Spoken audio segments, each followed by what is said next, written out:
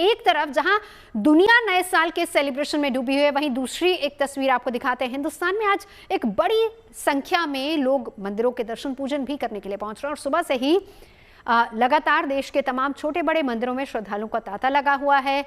लोगों की ऐसी मान्यता है कि अगर नए साल की शुरुआत ईश्वर के दर्शन से कर ली जाए तो कई गुना ज्यादा फल मिलता है, तो पूरा साल परिवार और जीवन में खुशियां आती हैं, सुख समृद्धि बनी रहती है।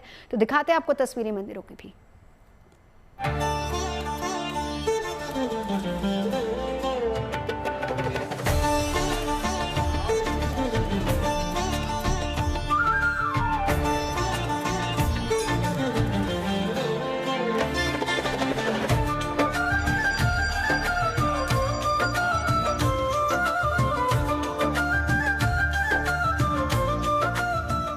ना कोई तीज त्योहार और ना कोई विशेष धार्मिक आयोजन, फिर भी देश भर के तमाम मंदिरों में आस्था और भक्ति का आनंद सैलाब उमड़ आया है, वो भी नए साल के मौके पर।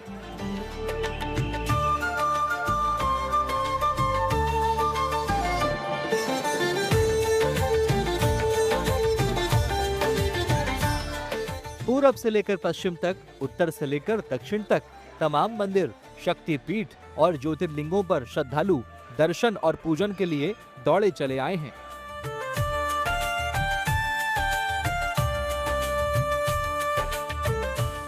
सोमनाथ से लेकर उज्जैन तक और काशी से लेकर देवघर तक सिर्फ आस्थावान भक्तों की भीड़ नजर आ रही है। कोई परिवार संग पहुंचा है ईश्वर का आशीर्वाद लेने और कोई दोस्त और रिश्तेदारों के साथ पहुंचा है अपने आराध्य के दर्शन करने।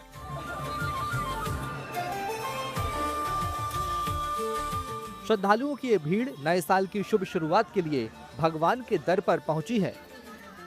ये वे पल है जब तमाम ऐसे लोग हैं जो धार्मिक स्थलों पर पहुंचकर, मंदिरों में पहुंचकर मत्था टेकते हुए अपने आराध्य से कामना कर रहे हैं कि आने वाला वर्ष उनका अच्छा बीते, बेहतर बीते।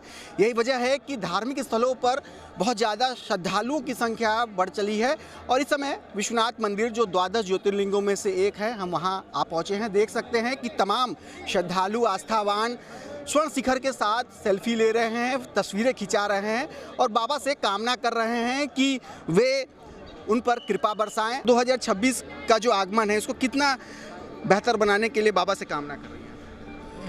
हम कामना करेंगे सबका साल अच्छा जाए और बाबा सब पे कृपा बना के रखे।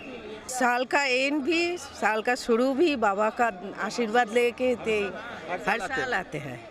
इसी टाइम हम इधर ही रहते हैं। तो कैसा लग रहा है अभी यहाँ, कैसी वाइब्स है, किस तरह?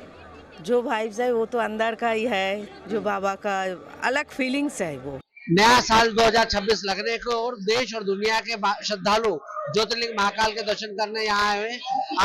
आप देख सकते हैं कि पूरी लाइन लगी हुई है जो लगातार दर्शन करते हुए जा रही है। मैं महाकाल से इतना प्रेरित हूँ कि एवरी ईयर मैं महाकाल में दर्शन करने के लिए आता हूँ, specially end of year. Okay, last year also हम लोग यहाँ पर आए थे और यहाँ पर आने के बाद जो फीलिंग होती है ना, वो मैं पूरे भारतवासियों से शेयर करना चाहता हूँ कि एटलीस्ट एक बार जरूर साल में यहाँ पर आएं। जय महाकाल। मैं और मेरा पत्नी, धर्म पत्नी भवना राव, मेरा नाम वासुदेवन राव है। हम लोग कनाडा से इधर भारत के लिए जय महाकाल दर्शन करने के लिए आया था। हमको बहुत अनुभूति मिला था, बहुत अच्छा हुआ था। हर साल महाकाल जी के दर्शन करते हैं इस उम्मीद में कि हमारा नया साल शुभ हो, खुश हो और हम जो चाहे वो हमारी मनोकामना हमेशा पूरी हो।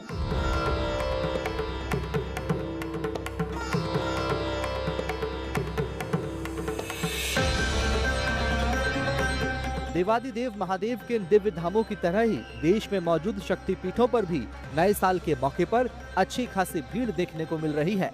चाहे हरिद्वार में मां मनसा देवी का मंदिर हो या फिर मां वैष्णो देवी का दरबार हो, श्रद्धालु दूर दूर से दर्शन के लिए पहुंच रहे हैं।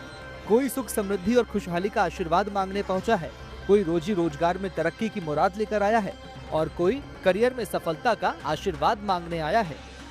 प्यारा सजा है तेरा द्वार भवानी, भक्तों की लगी है कतार भवानी। इस समय हम मौजूद हैं धर्मनगरी कटरा में, जो कि श्री माता वैष्णो देवी यात्रा का बेस कैंप है।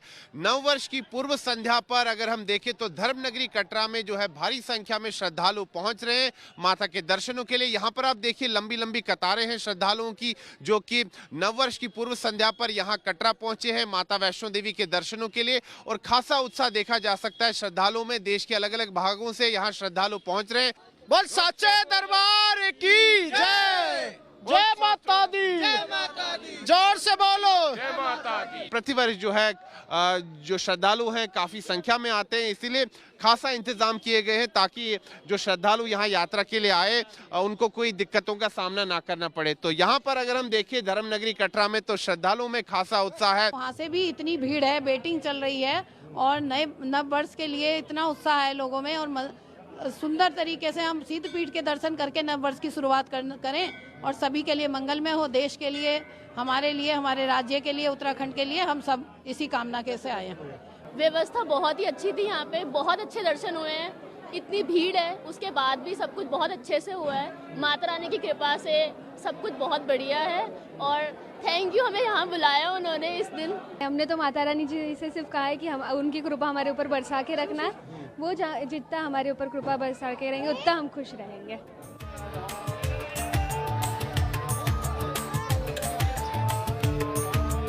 बात अगर ब्रिजभूमि की करें तो वहाँ के भी तमाम मंदिर इन दिनों भक्तों से गुलजार हैं।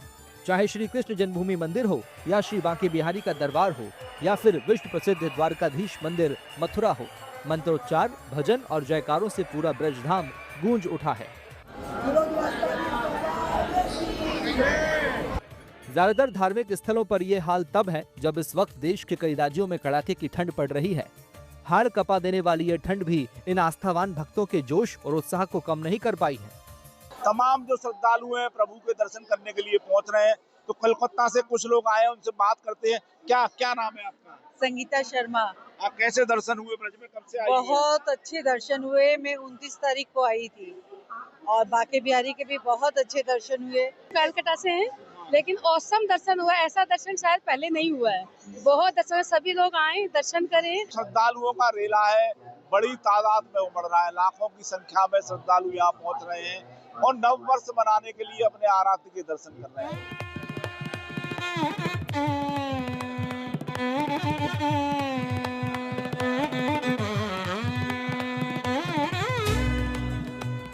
उधर दक्षिण भारत के प्रमुख मंदिरों में एक तिरुमाला मंदिर में भी नए साल के मौके पर बड़ी तादाद में श्रद्धालु दर्शन के लिए पहुंचे हैं।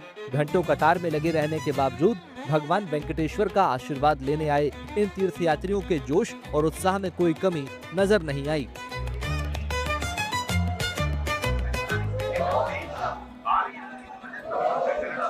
श्रद्धालुओं की इस भीड़ को देखते हुए मंदिर प्रशासन की ओर से खास इंतजाम किए गए हैं ताकि दूर दूर से आए इन भक्तों को दर्शन में धक्का मुक्की का सामना ना करना पड़े।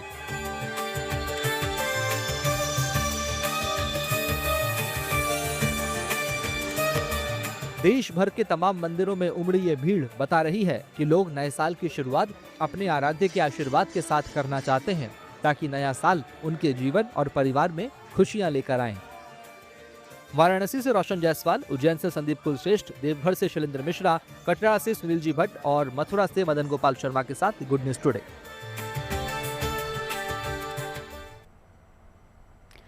श्रद्धा और आस्था की बात कर रहे हैं और श्रद्धा और आस्था के प्रतीक रामलला की बात हो रही है अवधपुरी में, जिनकी प्राण प्रतिष्ठा को 2 साल पूरे हो चुके हैं और इस पावन मौके पर उस ऐतिहासिक घटना की दूसरी वर्षगांठ मनाई जा रही है। रामलला की जन्मस्थली पर विराट उत्सव चल रहा है। राम मंदिर परिसर में प्रतिष्ठा द्वादशी समारोह राम भक्ति और आस्था का सबसे बड़ा प्रतीक बन चुका है। रामनगरी में सांस्कृतिक धरोहर और आध्यात्मिक चेतना का उत्सव चल रहा है। अवधपुरी में श्रद्धा, संकल्प और आध्यात्मिक आनंद की अनुभूति के लिए रक्षा मंत्री राजनाथ सिंह उत्तर प्रदेश के मुख्यमंत्री योगी आदित्यनाथ के साथ पहुंचे। सबसे पहले उन्होंने हनुमानगढ़ी पहुंचकर पवन पुत्र हनुमान की पूजा अर्चना की, आरती की, फिर राम मंदिर में रामलला के दर्शन किए। आरती के बाद रक्षा मंत्री ने प्रभु श्री राम को दंडवत प्रणाम भी किया। शंख मंजीरों की गूंज और सीताराम सीताराम के उद्घोष के बीच राजनाथ सिंह माता अन्नपूर्णा मंदिर पहुंचे और वहां धर्मध्वजा फहराई। दशरथ नंदन की भव्य, दिव्य और ऐतिहासिक धरती पर श्री रामलला की प्राण प्रतिष्ठा पिछले साल 22 जनवरी को संपन्न हुई थी, लेकिन दूसरी वर्षगांठ के निर्धारण हिंदू पंचांग के मुताबिक हुआ है।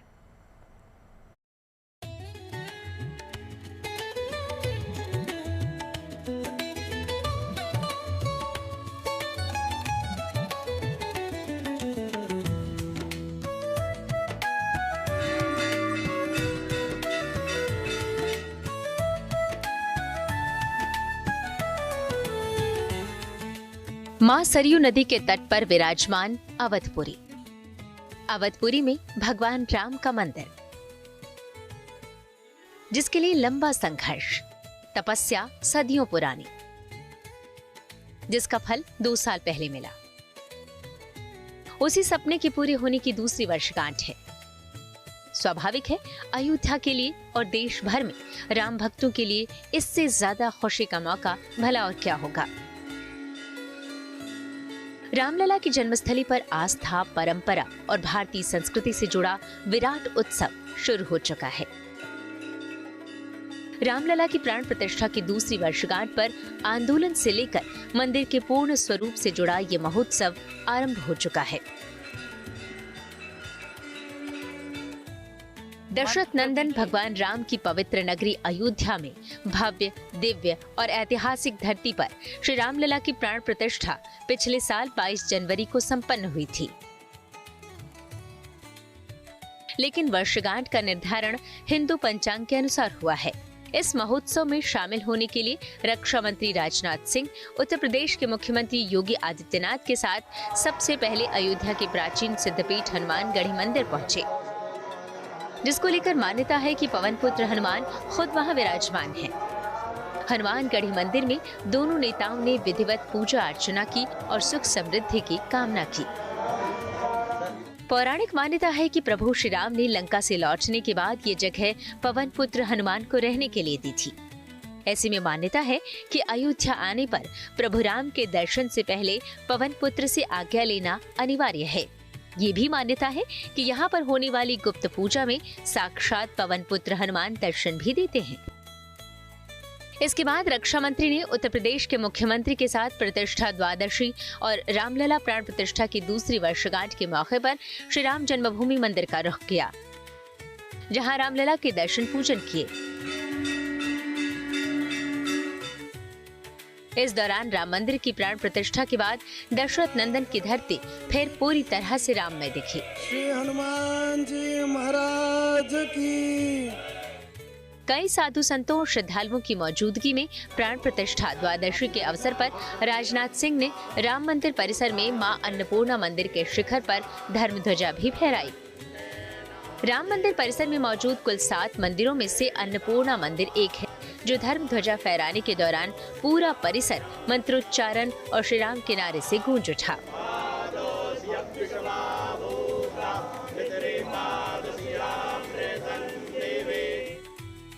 देश के आजादी के बाद श्री राम जन्मभूमि आंदोलन के कई पड़ाव देखे हैं। रक्षा मंत्री भी राम मंदिर के निकास द्वार अंगद टीला से संघर्षों के दिनों को याद करना नहीं भूले। आज इस पावन भूमि पर आकर सचमुच मैं बहुत ही भावुक हूं और अभिभूत हूं। मुझे कहना हो तो एक वाक्य में यही कह सकता हूं, नाथ आजू मैं काह न पावा। हे परमात्मा, जो मुझे मिलना चाहिए था जीवन में, मैं समझता हूं कि आज यह दर्शन करने के बाद मुझे अपने जीवन में मिल गया है। आज मुझे क्या नहीं मिल गया, यह दिन पाकर मैं मानता हूं कि सब कुछ मुझे मिल गया। ऐसा लग रहा है जैसे मेरे राघवेंद्र सरकार ने स्वयं इस दिन के लिए मुझे चुना था, इसलिए मुझे यहां आने का अवसर प्राप्त हुआ है। साथियों, आज से 2 वर्ष पूर्व हमारे प्रभु श्री राम सदियों की प्रतीक्षा के उपरांत अपने दिव्य मंदिर में विराजमान हुए हैं। अपनी अद्भुत और तेजस्वी छवि के साथ वे आज केवल अयोध्या ही नहीं अपितु संपूर्ण विश्व को वह कीर्ति प्रदान कर रहे हैं। उस कीर्ति की विशालता को समझने और शब्दों में बांधने का सामर्थ्य मुझे जैसे व्यक्ति में तो नहीं है, परंतु प्रभु की कृपा से आज मैं आप सबके समक्ष यहां पर खड़ा हूं और मुझे लगता है कि आज का दिन मेरे जीवन के सौभाग्यशाली दिनों में से एक है। प्राण प्रतिष्ठा द्वादशी के मौके पर मुख्यमंत्री योगी आदित्यनाथ ने 5 साल के अंतराल में 45 करोड़ से ज्यादा भक्तों के अयोध्या धाम आने की जानकारी दी। अयोध्या तो संदेश देती है और उसी संदेश को आगे बढ़ाने के लिए अब आप देखते होंगे देश और दुनिया का कोई भी ऐसा श्रद्धालु नहीं, सनातन धर्मावलंबी नहीं, जो अब अयोध्या आकर के दर्शन करके अभिभूत न होता हो। 1 लाख एवरेज अगर हम लोग देखें पिछले 5 वर्ष के अंदर 45 करोड़ से अधिक श्रद्धालु अयोध्या धाम में आया है, जहां पर पहले कुछ लाखों में लोग आते थे। अयोध्या में रामलला की प्राण प्रतिष्ठा की दूसरी वर्षगांठ न सिर्फ राम भक्ति और आस्था का प्रतीक बन रही है, बल्कि यह उत्सव भारत की सनातन परंपरा, सांस्कृतिक धरोहर और आध्यात्मिक चेतना के उत्सव के तौर पर भी स्थापित होगा। इस मौके पर धार्मिक और सांस्कृतिक आयोजन को देखने के लिए लाखों श्रद्धालुओं का अयोध्या आगमन हो रहा है। अयोध्या राम मंदिर और प्रतिष्ठा द्वादशी यानी कि प्राण प्रतिष्ठा के दूसरे साल का माहौल, ध्वजारोहण और साल का आखिरी दिन और भारी भक्तों की, श्रद्धालुओं की भीड़ अयोध्या के इर्द गिर्द, राम मंदिर के इर्द गिर्द आपको नजर आएगी कि किस तरीके से श्रद्धालु यहां भारी संख्या में पहुंचे हुए हैं। खबरें सच्ची होनी चाहिए, अच्छी खुद ब खुद लगती हैं। Navjot Sundhawa signing off. आप सुनते रहिए गुड न्यूज, देखते रहिए गुड न्यूज।